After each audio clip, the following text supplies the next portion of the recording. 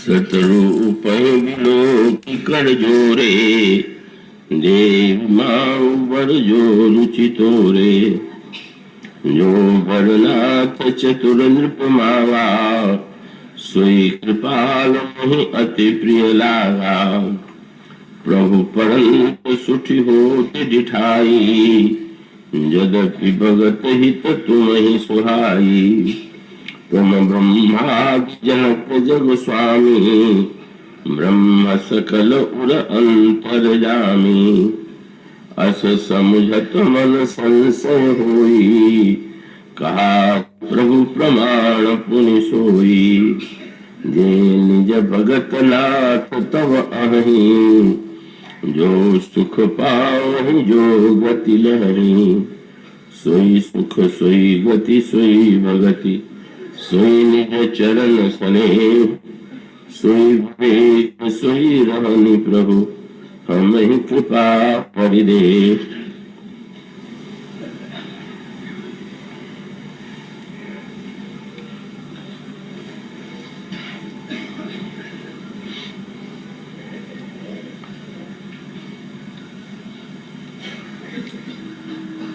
प्रारंभ में मैं एक निवेदन कर दूं कि कृपया कथा प्रारंभ होने के बाद जब आप आवे तो आगे आने की चेष्टा नहीं करें। इससे बोलने और सुनने दोनों में बाधा पड़ती है और आप ये चाहेंगे ही कि कथा के समय का अच्छा से अच्छा उपयोग हो। कृपया आप अब जब प्रारंभ प्रवचन होने जा रहा है तो पीछे स्थान है, कुर्सियां हैं, आप उन्हें लेकर के बैठ जाएं और एकाग्रता और शांति से कथा के आनंद में वृद्धि करें। कथा के पश्चात बिनानी जी कल की व्यवस्था के संबंध में सूचना देंगे, आप उसे सुन करके उठेंगे। अब आइए महारानी शत्रुपा से श्रीमद प्रभु ने, श्री राम ने बड़े स्नेह से पूछा, देवी आप बतावें कि महाराज को मुझसे पुत्र होने की आकांक्षा प्रकट की, आप क्या चाहती? महारानी शत्रुपा ने बड़े भावपूर्ण स्वर में कहा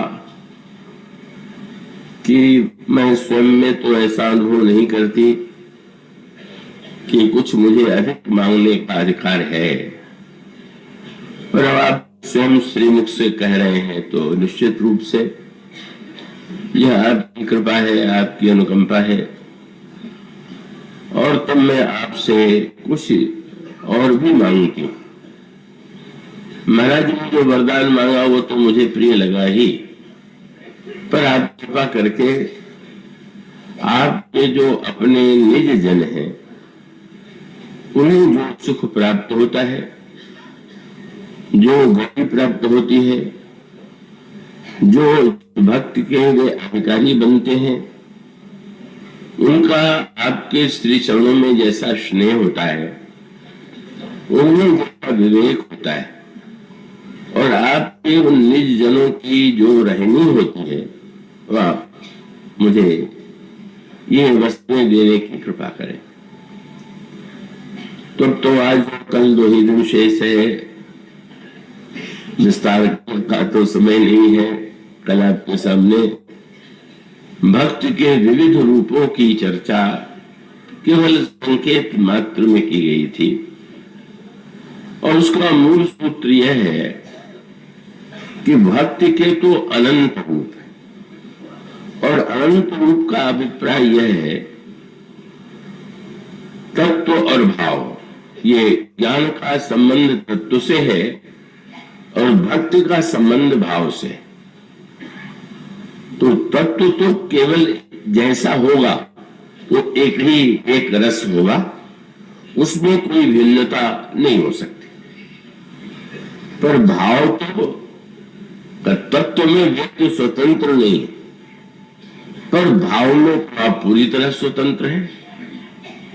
ब्रह्म तत्व को ब्रह्म के रूप में आप प्रतिपादन करें तो आपको उसी रूप में उसको स्वीकार करना होगा, पर अपनी भावना से जब उस अनाम ब्रह्म को आप कोई नाम दें, मूलतः तो ब्रह्म का कोई नाम नहीं है, तो ब्रह्म का नाम नहीं है, ब्रह्म में कोई गुण नहीं है, और ऐसी स्थिति में जब ब्रह्म को कोई नाम देते हैं तो नाम तो आपका दिया हुआ है, और आप कौन सा उसे नाम देते हैं इसमें आप पूरी तरह स्वतंत्र हैं।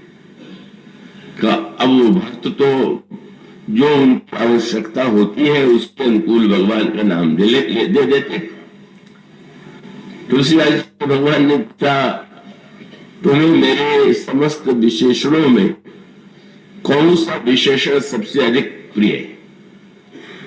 तो उन्होंने मधुर स्वर में बड़ा भावपूर्ण पद लिखा मैंने पत्रिका में कि महाराज, संतों की वाणी से मैंने आपका एक नाम सुना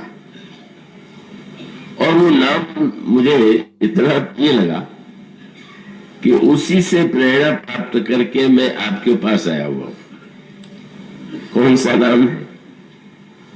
अब उन पदों में जो शब्द होते हैं वो सब लोग उसका गहराई से आनंद नहीं ले सकते हैं, लेकिन गोस्वामी जी का जैसे दर्शन भाव अद्वितीय है वैसे ही शब्द में भी वो बहुत सी बात कहे जाते हैं। तो विनय के पद में उन्होंने यह कहा, कह सकते थे कि आपका पतित पावन नाम है, पतित पावन नाम को प्रिय, पर उसके साथ एक शब्द उन्होंने जोड़ दिया और उस शब्द से ही इतना अंतर पड़ गया।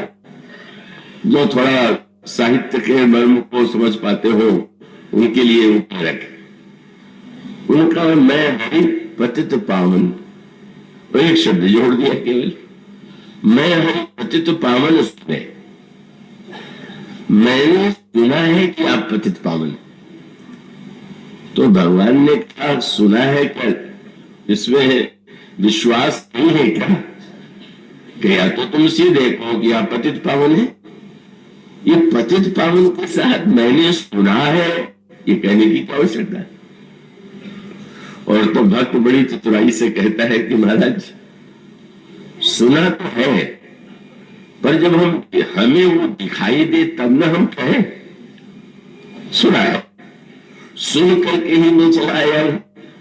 रामायण में कृष्ण जी ने भी प्रभु से यही कहा था, श्रवण यश सुन आया हूं, मैं आपके यश को सुन करके आया हूं। गोस्वामी जी एक शब्द कहते हैं मैंने सुना है। भगवान ने पूछा सुना है कहने का तात्पर्य क्या है? बोले आपका पतित पावन नाम सुनकर के मैं बड़ा उत्साहित हुआ और आपकी सभा में यानी साहस मैंने इसलिए लिया, लेकिन यहां आकर के मैं थोड़ा सा संदेह में गया। क्यों? का आपकी सभा में मुझे तो एक भी पतित दिखाई नहीं दे रहा। तब श्री भरत है, लक्ष्मण जी है, हनुमान जी है, बड़े बड़े भक्त हैं। तुम्हारे आपका पतित पावन नाम संतों ने कह तो दिया, तो उसकी मुझे सार्थकता तो नहीं लगेगी। लेकिन भक्त तो भगवान कोई ऐसा आश्वासन देते हैं, कह लेंगे ठीक है, अगर नहीं आपका नाम सत्य सिद्ध हो रहा है तो उसका उपाय है क्या? बोले इन जो आपकी सभा में है इनके रहते हुए तो आपका नाम केवल सुनने सुनने का ही, पर अब आप तो मुझे शरण में ले लेंगे तो उसका परिणाम होगा कि अगर कोई आपसे पूछे कि आप ऐसे पतित पावन है तो मेरी ओर दिखवा दीजिएगा कि तुलसीदास जैसे पतित को मैंने शरण में रखा है इसलिए आप पतित पावन है। तो मैं पतित पावन सुनो और कहने लगे प्रभु कई इस सभा में तो मेरी आज जोड़ी ही सबसे बढ़िया है। क्यों? बोले मैं पतित पावन तो दो बालक बने, क्या सुंदर बालक बना हुआ है। आप हैं पतित पावन, मैं हूं पतित। तो ये जो भक्त है वो तो अपनी भावना के अनुकूल जो चाहे वो नाम प्रभु का दे सकते हैं। का वहां तो अनाम ब्रह्म नहीं है, और अनाम नहीं है तो इसीलिए गुरु वशिष्ठ भी जब नामकरण करते हैं चारों राजकुमारों का, महाराज दशरथ कहते हैं महाराज इन बालकों का नाम रखते हैं। तो उन्होंने नाम राम नाम रखा, पर राम नाम रखते हुए भी उन्होंने पहला वाक्य क्या कहा? उन्होंने जो वाक्य कहा वो वाक्य है इनके नाम अनेक अरूपा। महाराज इनके तो अनगिनत नाम, और उसका अभिप्राय जिस भक्त ने अपनी भावना के अनुकूल जो नाम रख दिया वो सभी भगवान के नाम बन गए। जिस भक्त ने अपनी भावना के अनुकूल जैसा भगवान का रंग माना, भगवान उस रंग के दिखाई देने लगे। जिस भक्त ने भगवान में जिस गुण की भावना की, भगवान में वह गुण दिखाई देने लगा। तो अब स्वाभाविक रूप से भक्ति अनंत क्यों है? इस संसार में जितने व्यक्ति हैं का उनमें कुछ न कुछ भावना में भिन्नता होगी, उनकी प्रियता में भिन्नता होगी। तो भक्ति की विलक्षणता यही है। और जब ये कहा जाता है कि भक्ति अत्यंत सरल है, तो इसका अभिप्राय है कि इससे बढ़कर के सुविधा क्या होगी कि आप चाहे जो नाम रख दीजिए, चाहे जैसा रूप दे दीजिए, और चाहे जो नाता मान लीजिए।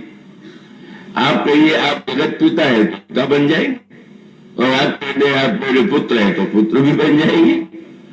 पिता भी, पुत्र भी, भाई भी, मित्र भी, पति भी, और यहाँ कि कोई कहे कि शत्रु बन जाइए तो उसके लिए भी तैयार। वो समझे ने तो रावण भगवान से कहा कि महाराज मैं ये सोचता हूं कि आपसे मेरा प्रेम हो जाना चाहिए। तो हमने कहा अगर न हो सके तो कहा एक बात तो दूसरी है क्या? बोले बने तो रघुबर सो बने, और कह बिगड़े भरपूर। महाराज को बिगड़ना ही है तो आपसे भरपूर बिगड़े। तो थोड़ा मोटा नहीं कि कभी ईश्वर की निंदा कर दिया फिर आपको फिर हमारी पूरी लड़ाई हो गई। तो भाई मुझसे लड़ने के स्थान पर किसी और से नाता जोड़ लो। तो उन्होंने बने तो रघुवर सो बने, कह बिगड़े भरपूर, अरे तुलसी औरन सो बने, ता बनवे में धूरी। महाराज आप दूसरों से बनने की अपेक्षा आपसे बिगड़ जाना भी अच्छा। तो अब इतनी असीम, यूं कह लीजिए कि भक्ति में आपके लिए जितनी सुविधा है वो अन्य किसी ज्ञान या कर्म की परंपरा में संभव ही नहीं। और इसलिए भक्त के अनेक रूप, वो कल तो मैंने गिनाए थे, ये नहीं कि वो पूरी मैंने गिनाए। जैसे अनन्य भक्ति है, भेद भक्ति है। हनुमान जी ने प्रभु के चरणों में प्रणाम करके कहा कि महाराज मैं नहीं जानता कि भक्ति कैसे की जाती है। ये बड़े से बड़े भक्त को सर्वदा ये लगता है कि मैं भक्ति नहीं करता हूं, मैं भक्ति का रहस्य नहीं जानता हूं। हनुमान जी ने प्रभु से कहा महाराज मैं तापर मैं रघुवीर दोहाई, जानो कछु भजन उपाय। कैसे आप भक्ति की जानी चाहिए? तो भगवान ने कहा तुम्हारे लिए तो अनन्य भक्ति ही ठीक। ये अनन्य भक्ति क्या है? तो सो अनन्य अस जाके मत न टरई हनुमंत, मैं सेवक सचराचर रूप स्वामी भगवंत। सारे संसार को मेरा रूप समझ करके और अपने को सेवक मान करके जो मेरी भक्ति की जाती है वही मेरी अनन्य भक्ति है। तो एक अनन्य भक्ति है और दूसरी भेद भक्ति भी है। महाराज दशरथ को मोक्ष नहीं मिला तो आश्चर्य हो। तो उसने उसका उत्तर देते हुए तुरंत शंकर जी ने कहा कि भाई दशरथ ताते उमा मोक्ष नहीं पाए हूं, क्योंकि दशरथ भेद भगति मन लाए। तो भक्ति के तो इतने रूप है और ये मानो इतनी बड़ी सुविधा है कि आपको जो प्रिय लगे आप भगवान में ही भगवान को देखें, या सर्वत्र भगवान को देखें, ये तो आपके संस्कार और अपनी क्षमता पर ही निर्भर है।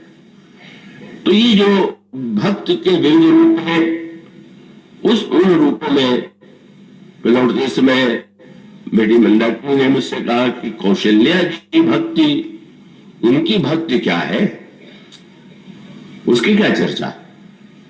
तो वो कौशल्या जी की भक्ति, कौशल्या जी जो निज भक्ति पाती है, उसका रूप क्या है वो थोड़ा आपके सामने, क्योंकि ये शत्रुपा जी की मांग है और कौशल्या जी के रूप में उन्होंने भक्ति पाया। तो उसका सूत्र यह है कि कौशल्या अम्बा की जो भक्ति है ठीक और भिन्न है महाराज श्री दशरथ से। महाराज दशरथ जो है वो भेद भक्ति के ही उपासक है, और कौशल्या जी ने भगवान से भक्ति के साथ विवेक की, ज्ञान की याचना की। अब आप में से जो गीता भी पढ़ते हैं, सुनते हैं, वो जानते हैं कि भगवान जहां पर भक्तों के 4 भेद बताते हैं, उसमें 4 भक्तों में भगवान एक भक्त बताते हैं ज्ञानी। रामचरित में आर्थ जिज्ञासु अर्थार्थी ज्ञानी चरत और सभा, और रामचरित में उसमें कहा गया है भगत जग 4 प्रकारा, सुकृति चारु अनग उदारा, चौन कह नाम आरा, ज्ञानी प्रभु ही विशेष प्यारा। ये जो कौशल्या अम्बा की भक्ति है और जो प्रभु ने उन्हें प्रदान किया, वो है ज्ञानमयी भक्ति, विवेकमयी भक्ति। और उसका चित्र क्या है, वो प्रेरक प्रसंग है, आप कृपया पूरी एकाग्रता से सुनेंगे। भगवान कौशल्या अम्बा के गर्भ से अवतरित होते हैं, का दोनों शब्द है, जन्म लेते हैं तो गर्भ से जन्म हुआ, और भय कृपाला का अभिप्राय यह हुआ कि वो तो व्यक्त हो गए और ऐसा लोगों को लगा कि उन्होंने जन्म लिया। उसके पश्चात बाल लीला का क्रम प्रारंभ होता है।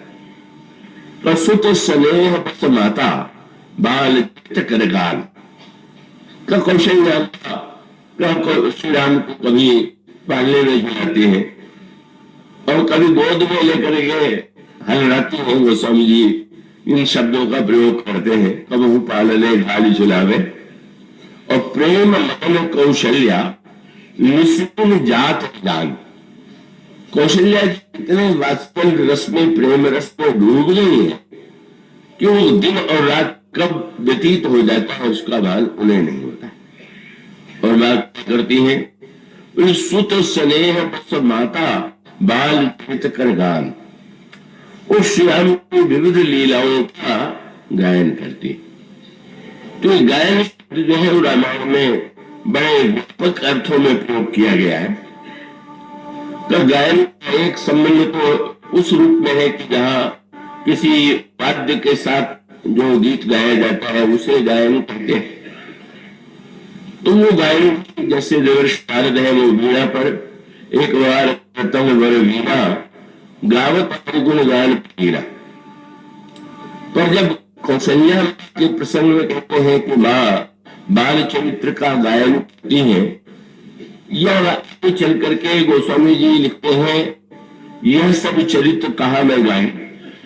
तो गायन जरा बहुत व्यापक अर्थ में, गायन का एक तो अर्थ है कि भाई वाद्य के द्वारा गायन या स्वर के संगीत के माध्यम से गायन, लेकिन गायन पराकाष्ठा तो तब हो गई कि जब ये कह दिया गया कि काग मुसुंडी गौड़ गावा। पढ़ के ही हंसी भी आती है, विचित्र लगता है।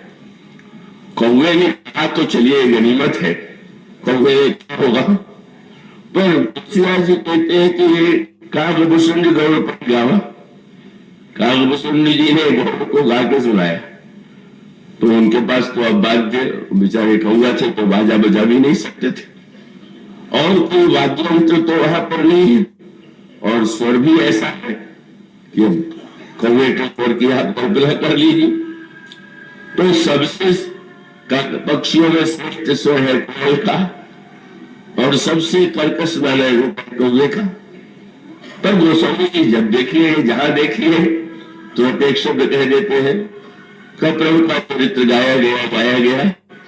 तो ये गायन शब्द को बहुत व्यापक अर्थ में लेना चाहिए। का बार बार ये प्रश्न आता है, ठीक है, का गायन के यहाँ पर कालभूषण जी कथा सुनाते हैं तो कोई आपत्ति नहीं, पर ये गायन का अर्थ क्या है? और उसका एक सूत्र है और बड़े महत्वपूर्ण सूत्र है। और उस सूत्र को मैथिली शरण जी ने एक बड़े सुंदर जो वाक्य में कहा वो सचमुच इस संदर्भ से भी उसका अर्थ ले सकते हैं। उनसे पूछा गया कि जब आप श्री राम के विषय में कविता का निर्माण करते हैं तो आप श्रेष्ठ कवि होंगे, कभी तो कविता का निर्माण करते हैं, ये मानते होंगे कि आप कवि हैं। तो उन्होंने भगवान राम को संबोधन करके जो बात कहा वही इस संदर्भ का भी सत्य है। क्या उन्होंने कहा, महाराज आपके विषय में तो कवि बनना बहुत सरल, क्यों? राम हमारा चरित्र स्वयं ही काव्य है और कोई कवि बन जाए सहज संभाव्य। वो तो आपका पूरा चरित्र ही काव्य है। अब चाहे जो नाम जोड़ दे वो तो आपके चरित्र की विशेषता है, उस कवि के कवित्व की विशेषता नहीं। गोस्वामी जी जब यह कहते हैं कि नहीं बनने वाले कोकिलम, महर्षि वाल्मीकि के लिए रामायण अन्य ग्रंथों में काव्य वाल्मीकि कोकिल है, तो अब कोकिल से लेकर के भुसुंडी उन्हें गाया। और उसका भी सूत्र यही कि भगवान राम का जो चरित्र है स्वयं संगीत है, वो जिसके मुख से निकलता, जब वो संगीत लगने लगे, कसौटी ये है कि अगर आपको श्री राम चरित्र को सुनते सुनते लगने लगे ये चरित्र ही स्वयं संगीत है, चाहे तो आप सचमुच श्री राम चरित्र को सुन रहे हैं, और अगर आपको संगीत केवल वाद्य से जुड़ा हुआ लगे तो भाई अभी वाद्य का उपयोग वाद्य धन्य हो जाता है, वाद्य का सदुपयोग करना बड़ा सार्थक है।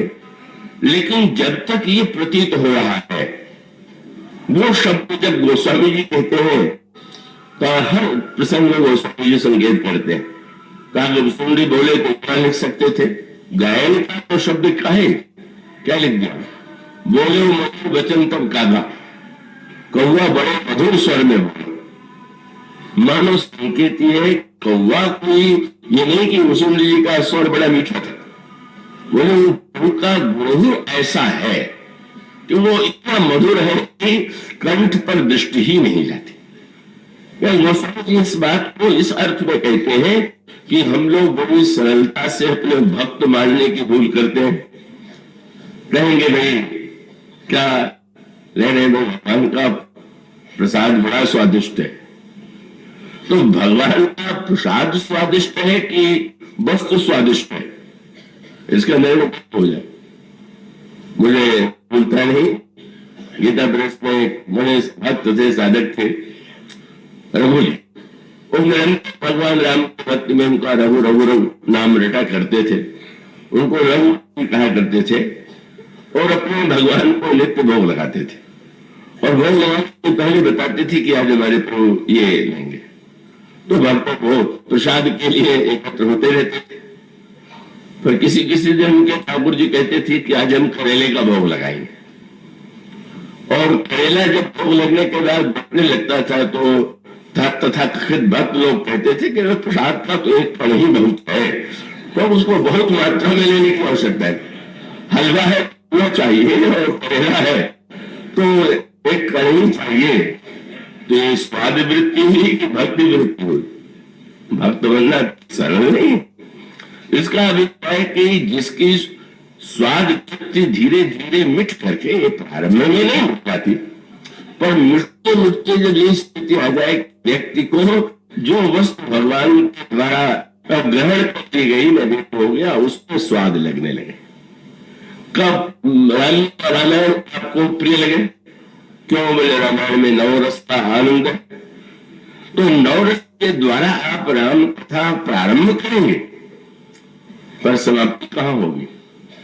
प्रसाद को आप प्रारंभ करेंगे तो ठीक ही है, आप स्वादिष्ट वस्तु का भोग लगाना ही चाहिए, लेकिन इतना होते हुए भी उसकी परिसमाप्ति कहाँ होगी? और तो गोस्वामी जी विनय पुस्तिका में कहते हैं, कौन कहता है कि लोगों को राम बड़े मीठे लगते हैं?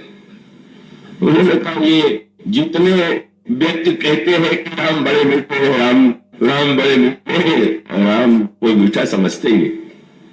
मैंने कसौटी किया, और जो उन्होंने कहा वो पद आपने में से जिन्होंने पढ़ा, बोले जो मोह राम लागते मीठे तो सरस, नवरस अनरस सब हो ही जाते अति सीठे।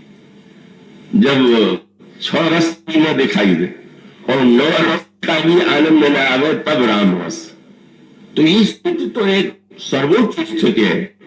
उसका अभिप्राय यह है कि अंततोगत्वा भक्ति साधना का उद्देश्य ये है कि व्यक्ति जो है धीरे धीरे उस अंतर आनंद का, उस अनहद नाद, इस दिव्य जो नाद है उसका अभिप्राय है बहिरंग जो संगीत है वह आकर्षक कितना है, कितना प्रिय लगता है, सुनकर के कानों को कितना रसमय लगता है।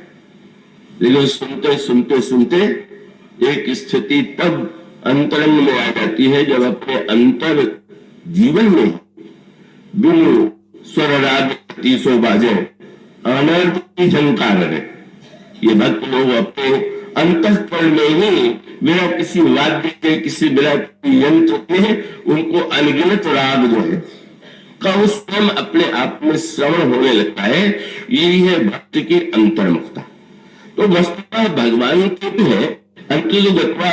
किसी बच्चे को जो पाठशाला में प्रवेश मिलता है तो उसको तो कमाने कबूतर ही बताया जाता है, कमाने खरगोश ही बताया जाता है।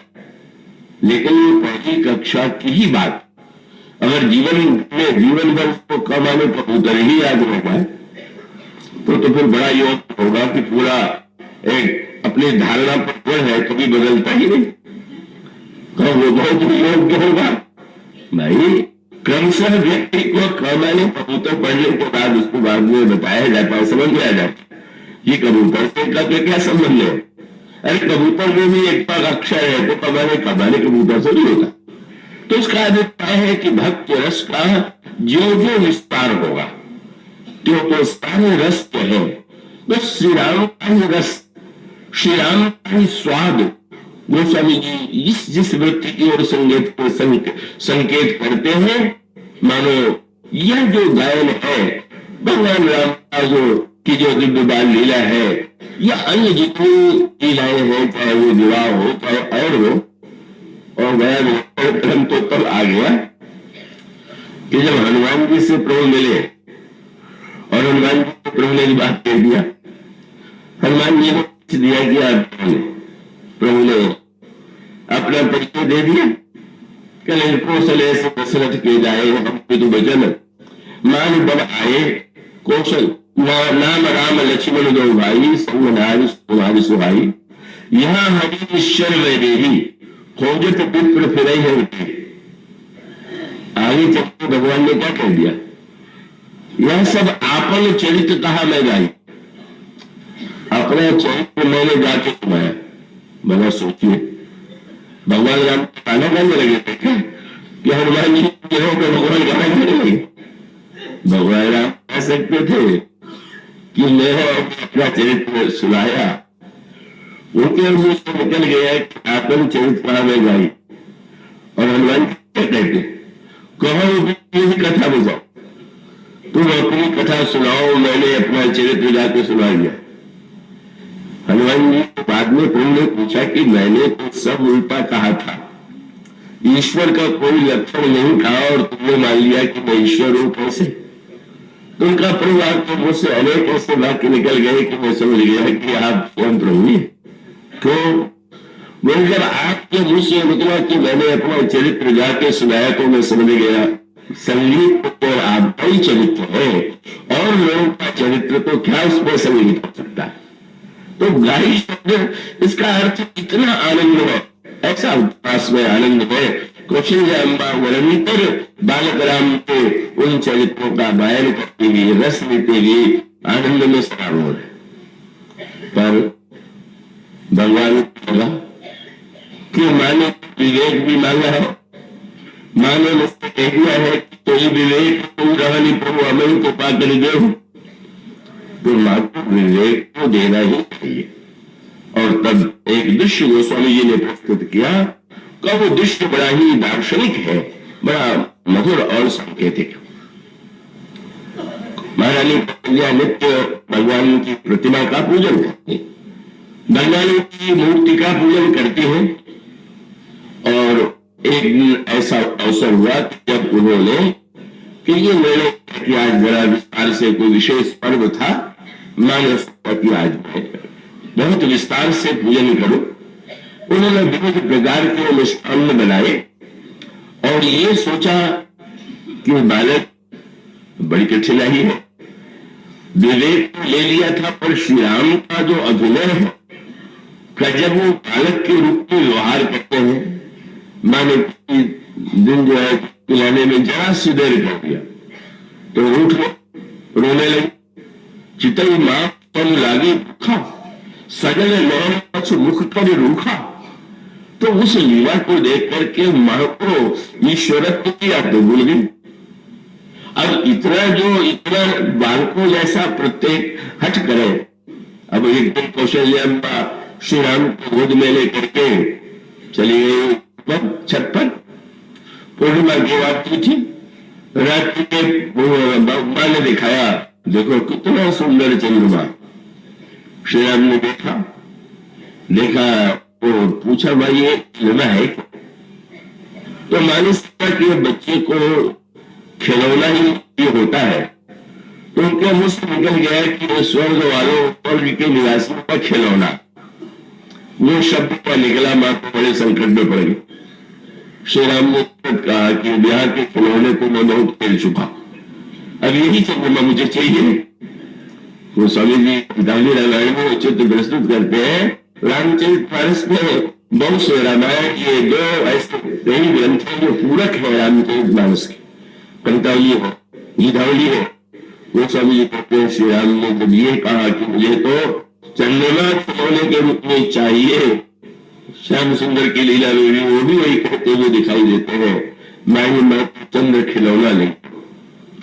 तो जब उन्होंने ये कहा तो अम्मा ने कहा कि पुत्र बेटा ये तो बहुत दूर स्वर्ग है, कब वहां से इस चंद्रमा को नहीं लाया जा सकता है, बस रूठ ले, नहीं तो देना ही पड़ेगा, चाहे जैसे इसको लगाओ। और वो स्वामी प्रस्तुत करते हैं कब उससे मालक आरी करे, हट करते और उसके पश्चात रोने लगे। मां असमर्थ है तो प्रभु तो लीला में इतने कुशल है कि जब वो अभिनय करते हैं तो बड़ा से बड़ा बुद्धिमान विवेकी भी हो तो एक बार उस लीला को देख करके उसको लगने लगता है कि हालत तो बड़ा इस समय ऐसा हट कर रहा है जो संभव नहीं। और ऊपर से प्रभु इतना रो रहे और भीतर अभिनेता की विशेषता ये होती है कि अभिनय करते हुए जो दिखाई देता है वो भीतर से उसके अभिनय को देख करके जब दर्शक प्रभावित होता है तो सबसे प्रसन्नता अभिनेता को होती है। कोई अभिनेता रंगमंच पर रोने लगे और उसके व्याकुल होकर के दर्शक भी रोने लगे तो रोते हुए अभिनेता के मन में बड़ा आनंद आता है कि क्या बढ़िया मैं रोया कि सबको रुला दिया, मैं कहा रोया।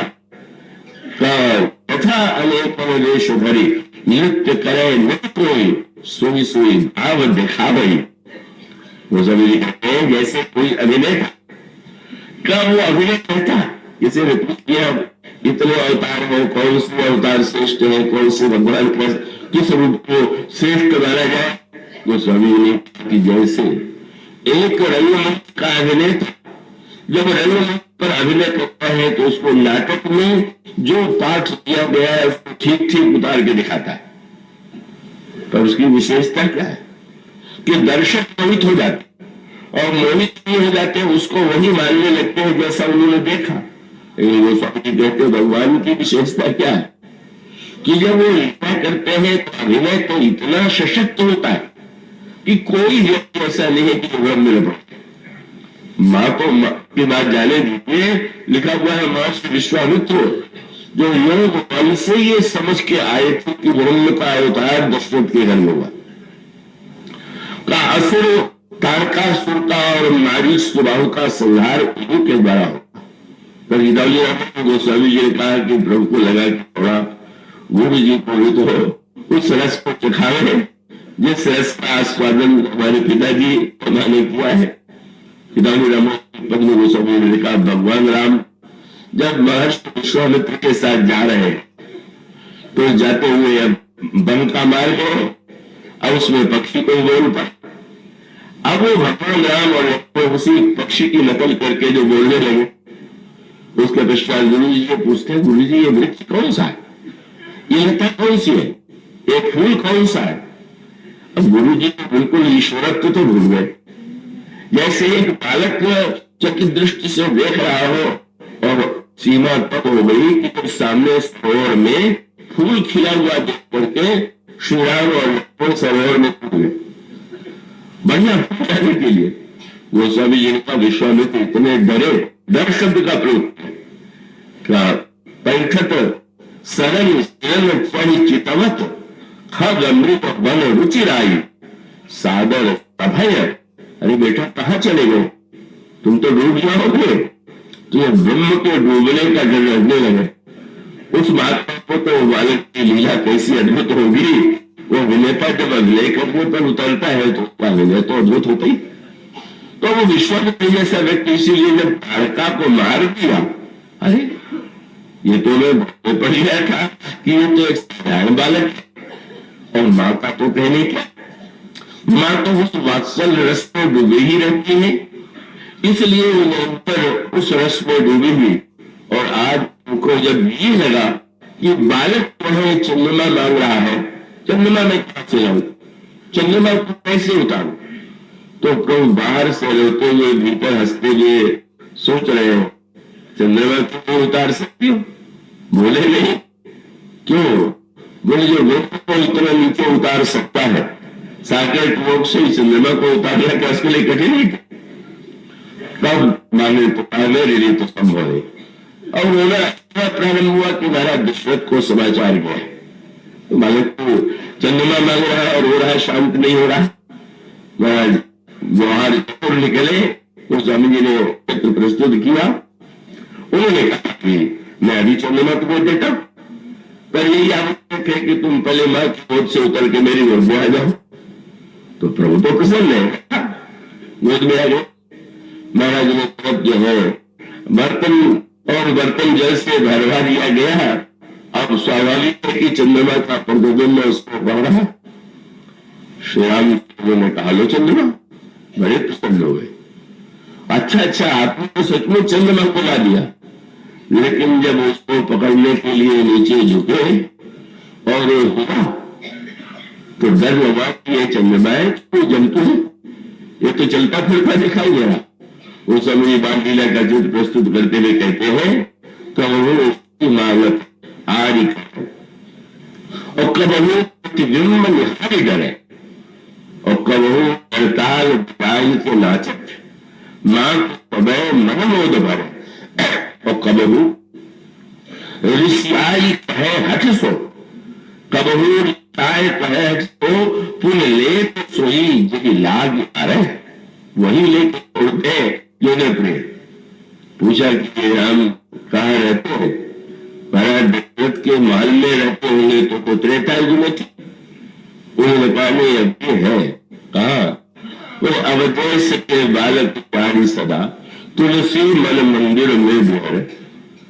कहा ये जो चारों बालक हैं ये मेरे मंदिर में निरंतर विहार करते रहते हैं। इस तरह से भगवान की मधुमयी बाल लीला रस की सृष्टि करती है, किंतु बाल लीला को किसी की भी प्रिय लगती।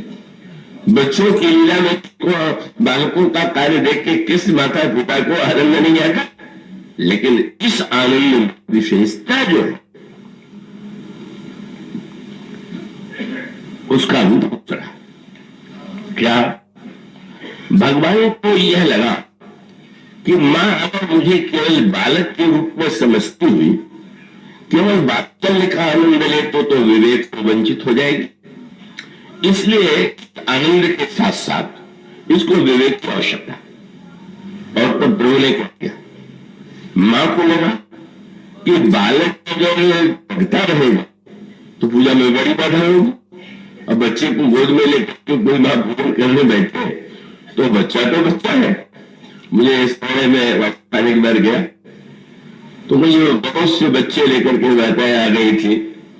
तो मैंने कहा कि बच्चे लेकर आता है ना तो जरा पीछे बैठ जाए। इसी ने मुझसे कहा बात की तो आपने बड़ी भूल की, बालक तो भगवान के रूप है। मैंने कहा अगर भगवान के रूप है तो उनको तो कथा सुनने की आवश्यकता ही नहीं, उनको तो सुनाते ही आना चाहिए।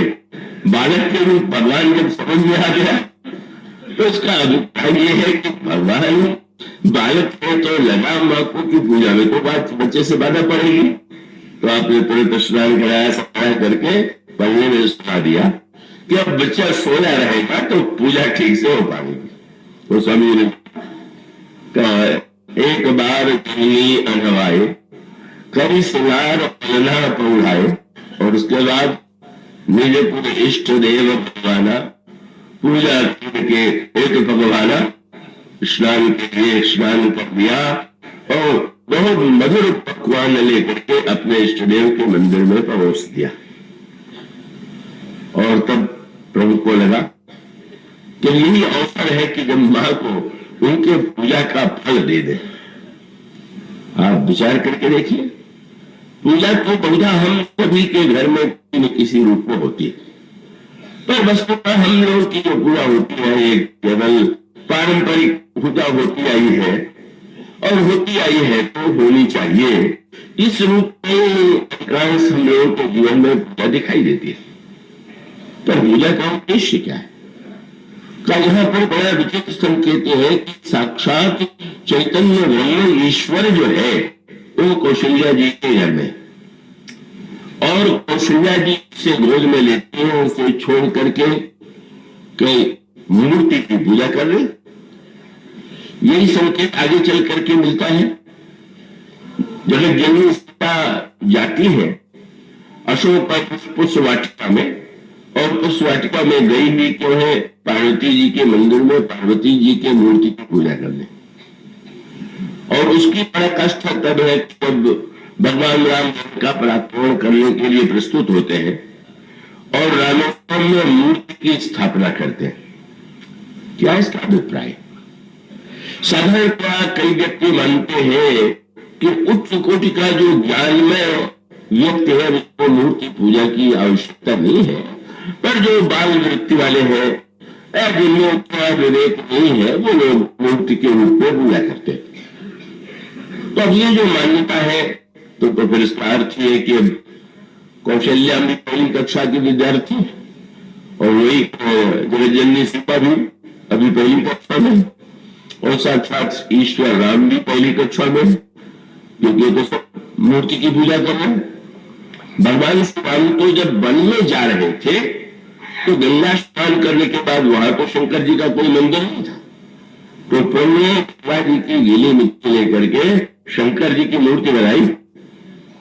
तब मध्यम कर रघुकुल नाथा पूज पार्थिव नायुमा, मिट्टी का शंकर बहुतों क्या सौर आदि में तो मृतिका से शंकर जी का निर्माण होता है और वो पूजन होता है। नहीं, मूर्ति पूजा पहली कक्षा भी है, और मूर्ति पूजा जो है कक्षाओं का अंत भी है। क्या है उसका सूत्र यह है, जब यहाँ पर भी भगवान ने इसी सत्य का साक्षात्कार कौशल्या मां को कराया, उसी पक्ष का साक्षात्कार कर सीता जी ने अपने चरित्र के माध्यम से, भगवान राम ने अपने चरित्र के माध्यम से हम लोगों को प्रेरणा देने के लिए वह संकेत दिया। और वो सूत्र यह है कि आप जो पूजन करते हैं, चाहे मूर्ति है, चाहे चित्र है, या कोई वस्तु है, तो आप क्या मानते हैं उसे? जड़ मानते हैं कि चेतन मानते हैं? तो परंपरिया जो लोग करते हैं वो तो पौधा कहे भी, लेकिन उनका जो सारा व्यवहार होता है वो तो लगता है कि वो चेतनता का आभास जिसको होना चाहिए। वस्तुतः उसका मूल तत्व तो यह है, सारे शास्त्र ये कहते हैं कि ब्रह्म या ईश्वर सर्वव्यापी है। तो सर्वव्यापी है तो सर्वव्यापी है तो पत्थर में भी है। सर्वत्र जल थल नभ सर्वत्र है तो पत्थर में है। तो पत्थर में है केवल शब्द से तो भाषण में कोई भी कह सकता है कि ईश्वर सर्वव्यापी। पर पूजा का तात्पर्य है कि वस्तुतः दिखाई देने वाले जड़ में जो चेतन तत्व है, जब वो उस पूजा का प्रतिफल क्या है। कल कोई भक्त आकर के का मुझसे ने कहा करके कि आज तो मैंने देखा तो लगा कि भगवान कुछ नाराज थे, तो वह प्रसन्न हुआ। और प्रसन्न इसलिए हुआ कि भाई चित्र आप कहेंगे चित्र में तो अगर नाराजी की मुद्रा होगी तो हमेशा रहेगी, हंसी की मुद्रा होगी तो सर्वदा हंसी की रहेगी। पर अगर आपको मूर्त चित्र में भी यही एक रस दिखाई दे तो अभी आप चेतन को नहीं देख रहे। चेतन होगा तो उसमें कोई न कोई परिवर्तन तो आपको दिखाई देगा। और इसका अभिप्राय यह है कि हम कहां पर अनुभव कर रहे हैं पूजा करते समय के वस्तुतः हम चैतन्य की पूजा कर रहे हैं। वो तो सारे व्यवहार प्रकट होता है। का उस संदर्भों को नहीं भूलते, पता नहीं अभी के लोग है कि नहीं या परंपरा है कि नहीं, अभी होगी नहीं। जो की बात है, मैं बालक के रूप में पूजा के लिए कपिता जी ने कहा जाकर के सुपारी ले आओ। सुपारी लेने गया तो दुकानदार ने पूछा पूजा के लिए चाहिए कि खाने के लिए? मैंने पूजा के लिए चाहिए तो सड़ी सुपारी भी चल सकती है, खाने के लिए चाहिए तो बढ़िया ही चाहिए। तो अगर पूजा का यही रूप है तो हम सब धोखा दे रहे हैं। अगर हम सचमुच उनको ये मानते होते कि वो चेतन है, तो आपके यहाँ कोई चेतन अतिथि आता है तो आप कैसा व्यवहार उससे करते हैं और आप उसके सुख सुविधा का कितना ध्यान रखते हैं। कभी कोई भक्त के जीवन में बात आती है कि भगवान ने सपना दिया कि मुझे प्यास लगी है। भगवान को प्यास लगती है क्या? तो इसका अभिप्राय कि जिसने भगवान को चेतन मान, जल वो महात्मा रोज अर्पित कर देते थे सोते समय, उस दिन यदि भूल गए पुजारी जी रखना, तो भगवान अगर स्वप्न में कहते हैं तो उसका अभिप्राय है कि उसका जो ईश्वर है वो नहीं है, वो चैतन्य है। ये जो चैतन्यता की अभिव्यक्ति है मूर्ति पूजा का यही लक्ष्य, और इसी सत्य को प्रकट किया गया रामचरितमानस के इन प्रसंगों के माध्यम से। तो बस कसौटी एक ही है कि पूजा करते करते आप बोलते जा रहे हैं स्तोत्र, तो वो भी कभी कुछ बोलते हैं कि नहीं बोलते हैं। यही पूजा के श्री किशोरी जी की पूजा में दोनों पक्ष है। स्नान करके पूजा करने गए तो सीता जी बोली, पर उधर मूर्ति नहीं बोली, ये लिखा हुआ। तो मज्जन करी सर सकल समेता गई मुझको मन गौर ने कहता, पूजा पूर्ण अधिक अनुरागा और निज अनुरूप सुभग बर बाता। मांगते हैं, ठीक है, आप और हम भी पूजा करके मांग तो नित्य रखते भी हैं, पर उधर से उत्तर नहीं मिला। तो उसी के बाद जब श्री राम का वे दर्शन करती है और फिर से वो पार्वती जी के मंदिर में जाती है तो अंतर स्पष्ट हो गया। पूजा का वही दोनों पक्ष, पहले पूजा करेंगे तो उसी रूप में करेंगे जैसे सीता जी ने की, लेकिन उसके पश्चात जब उन्होंने जाकर के जय जय गिरिराज चोरी जय महेश कुचंद्र चकोरी जय जय भगवान खयानन माता जगत जननी रामिनी गाता, नहीं तो आज मध्य औसाना अमित प्रभाव वेद नहीं जाना, पराभव कारिणी विश्व विमोहन स्पर्श विहारिणी पति देवता सुती महिमा अमित सकल कई शारदा शेष। और आपने कहा मोर मनोरथ जानहु के बसहु सदा और पुरुष बही के, और जब अस कही स्वर्ण गहे वैदेही तब विनय प्रेम बस भई भवानी। खसी माल मूर्तिम सुपारी, यही पूजा की पराकाष्ठा है। हम वहां उनसे बात कर रहे हैं, वो बोली नहीं, अभी कोई कमी होगी। और वो पूजा होते होते स्थिति आ रही कि पार्वती जी ने पार्वती जी की मूर्ति में ही माला दिया, आशीर्वाद दिया, और उस आशीर्वाद को लेकर के श्री सीता जी रहती है। तो वस्तु का मूर्ति पूजा तो सर्वोच्च वस्तु है। पहली कथा कहना तो थोड़ा अपने आप ही भ्रम में डालना है, और इसीलिए कैसे लोग रावण शंकर जी की पूजा करते हैं और भगवान राम की करते हैं, लेकिन रावण मूर्ति में पूजा नहीं करता था। उसने तो शंकर जी से कह दिया, मैं तो आप जानते हैं कितना व्यस्त हूं, अब आप आके पूजा ले जाए करिए। बड़े शंकर जी आ जाते थे, रोज कहते थे लोग तो जाते हैं, क्या करे रावण करना पड़ता, नाटक कर देता कर देते। ब्रह्मा से कह दिया, अब आप वहां पर वेद, आपका वेद किस काम का, आप आकर के मेरी सभा में वेद सुना दिया। ब्रह्मा भी आते, वेद पढ़े तुझ शंभु सभी तो रावण रावण सो घर आवे। वो स्वामी जी कहा ये वाक्य, भगवान श्याम क्या शंकर जी का आवाहन नहीं कर सकते थे क्या? भेज देते हनुमान जी को या किसी और को जाकर के शंकर जी को बुला ले आओ, नहीं ना बुलाया। उन्होंने तो मूर्ति बना करके पूजन किया। क्यों किया? किसी ने कहा शंकर जी को आपको बुलाने पर परम प्रसन्न हो करके आ जाए, आप बुलाते नहीं रहे।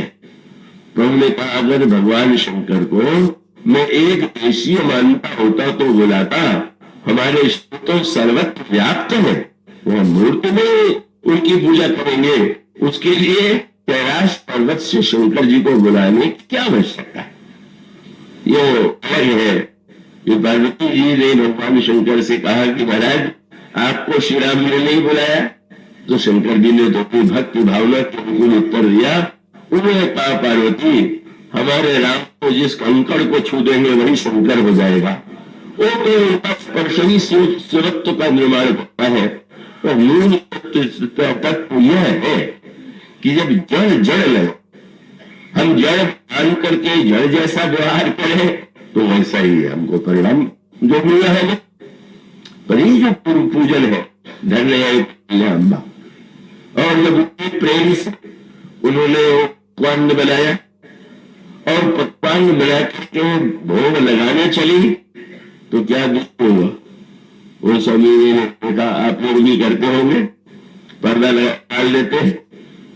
अब पर्दा डाल दिया और अपने दृश्य जब पर्दा खोला तो देखते क्या है कि उनका जो बालक है वही उस स्थान का भोग लगा। अब मां भय कि कहां से बालक गया, देवता रुष्ट हो जाएंगे, उसका बालक भूखा कर दिया, उनको मैंने अर्पित कर दिया था, अब मैं क्या करूं? पर अब सोचने लगी अरे ये बालक तो अभी घुटने के बल भी नहीं चल पाता है ठीक ठीक, मैं तो उसको सुला करके आई थी, पहले से कैसे उतरा होगा, कैसे आ होगा, ये क्या है? वहां से गई, जाकर के देखती है तो देखा बाल कहा पर सोता, पल्ले पर आम जो के थो गहरी नींद में सो रहे। वहां लगाते देखा और यहां जो है सोते देखा, फिर सोचने लगी, फिर आई देखा बालक हुए, तब बोले हाँ वहां भी बालक देखा, मति ब्रह्म मोर आने भी सीखा। क्या मैं पागल हो गई? क्या मुझे मति भ्रम हो गया? क्या हो गया है कि बालक दो रूपों में कैसा देख रहा है? ईश्वर जो है मां को पूजा से प्रसन्न होकर के अपना रूप दिखाता है। देख राम जननी अपनानी, जब श्री राम भक्त ने देखा कि मां को बड़ी व्यग्र हो रही, तब प्रभु हंस दीन मधुर मुस्कानी, मुस्कुराए और मुस्कुरा कर क्या किया? दिख रहा जो अद्भुत रूप अखंड ओम ओम प्रति लागे कोटि कोटि ब्रह्मन। विराट रूप का दर्शन अर्जुन को, वो दूसरे रूप में। रामायण में विराट रूप का दर्शन भगवान दो भिन्न रूप में, या तो भुसुंडी जी को कराते हैं या तुल्याम्बा कराते हैं। मां ने देखा कारण उस बालक को ब्रह्म, अखंड ब्रह्म जो है, इसको रोम रोम में करोड़ करोड़ ब्रह्मांड है, अवनि रवि शशि शिव चतुरानन, बहु सरित संधुमय कानन, काल कर्म गुण ज्ञान सुखाऊ, सब देखा जो सुपान काऊ। दृश्य देख करके जगत है, उन्होंने देखा माया, भगवान माया देखी, माया प्रकृति गाढ़ी, पर माया पड़ी, बोले अति सभी माया के मारे कांपती हुई, अति सभी की जोड़े पर ठाड़ी, उस विराट के उस रूप के समक्ष माया हाथ जोड़े हुए खड़ी। और फिर अचानक उनकी दृष्टि गई, देखी भगत जो छोड़े, भक्ति का दर्शन हुआ, माया की दूसरी ओर वह भक्ति माया जो बांधती है और वह भक्ति जो छोड़ती है, दोनों भगवान के आसपास वह दृश्य दिखाई देता। और उस दृश्य को देख करके मां चकित हो गई, यह क्या है। तब प्रभु ने यह सूत्र दिया, और कितना महत्वपूर्ण तत्व भगवान ने बताया। यहाँ पर ईश्वर के 3 रूपों का साक्षात्कार। एक वह जो है अखंड दिख रहा है, कहेंगे अद्भुत रूप अखंड। जब हम एक देश में देखेंगे, आग में देखेंगे, एक मूर्ति में देखेंगे, तो अखंड हो गया। पर भगवान ये पाना चाहते थे कि मैं तो अखंड, मैं को खंड में देखना उसकी बाध्यता। कहो खंड के नहीं तो उसको देख सकता है, अखंड को इतने बड़े आत्मा को हम पूरी तरह कहाँ देख पाते। मां को बताना चाहते थे कि वस्तुतः मैं जब इस तुम्हारे गर्भ में आया, ऐसा लगा मैंने बालक के रूप में जन्म लिया, तुम्हारे रूप में मैं खेलता रहा, तो तुम्हें इस सत्य का ज्ञान होना चाहिए कि वस्तुतः मैं तत्वतः अखंड ब्रह्म हूं, और खंड के रूप में मैं सुख देने के लिए अब किसी भी वस्तु का स्वाद लेंगे तो क्या करेंगे। अब बहुत बड़ा लड्डू आपको दे दिया जाए तो आप सोचे कि पूरा का पूरा ही लड्डू मुंह में डालना रहेगा। नहीं, आपको तो भाई आप मुंह में जितना समा सके उतना ही तो टुकड़ा करेंगे। बालक के रूप में जब हम भगवान को देखते हैं तो अपने आनंद के लिए अखंड को खंड के रूप में देखते हैं। और उसके बाद भगवान ने सूत्र दे दिया, बोले यहां हुआ तो बालक देखा, प्रभु का संकेत ये था कि देखो उस ब्रह्म के रूप में तो मैं स्वतंत्र हूं, पर जब तुम्हारे प्रेम से वशीभूत हो के मैं बालक बनता हूं तो सुलाती हो तो सो जाता हूं, खिलाती हो तो खा लेता हूं। केवल भक्त की जो भावना होती है उस भावना की रक्षा के लिए ही यह दिव्य लीला मेरे द्वारा संपन्न हो रही है। और उस दिव्य लीला का आनंद लेते हुए भी तुम्हें यह पता होना चाहिए कि अखंड को अपनी गोद में लेकर के तुम्हारे अंतर मन में सचमुच किसी भ्रांति का उदय न हो। मां जो है लिखा हुआ है, मां पहले तो इतने व्याकुल हो गई, उस घबरा करके उन्होंने मुझे आंख मूंद लिया, और तब भगवान ने मां को अपने रूप का उपदेश दिया। यही है ज्ञानमय भक्ति। वह जो अखंड ईश्वर है उसको हम इसलिए खंडित मानते हैं, हमारा जो शरीर है वो सीमित है, हमारी बुद्धि स्वयं सीमा में घुटी हुई है, और इसलिए असीम को हम सीमा में लाते हैं। और इस तरह से मां को उपदेश देने के बाद जब मां कहा कि बस जगत पिता मैं उसको कहीं जाना, जगत पिता को मैंने तो मान लिया, तब भगवान ने अपने रूप का दर्शन तो कराया। तो तुरंत कौशल्या जी से कहा, एक वचन दीजिए। क्या? बोले यह जो कहता हूँ कहां से सुनवाई, और किसी को नहीं सुना लीजिएगा कि मेरा पुत्र जो है साक्षात ब्रह्म है, हमारे आप बीच में मानो आपके ज्ञान में मैं ईश्वर रहूं, पर आप भावना में मैं आपका नन्हा बालक ही रहूं। यह जो दिव्य भक्त है वो कौशल्या को प्राप्त होती है। अब वो जो रहनी है उसके तो अब कल के लिए छोड़ देना ही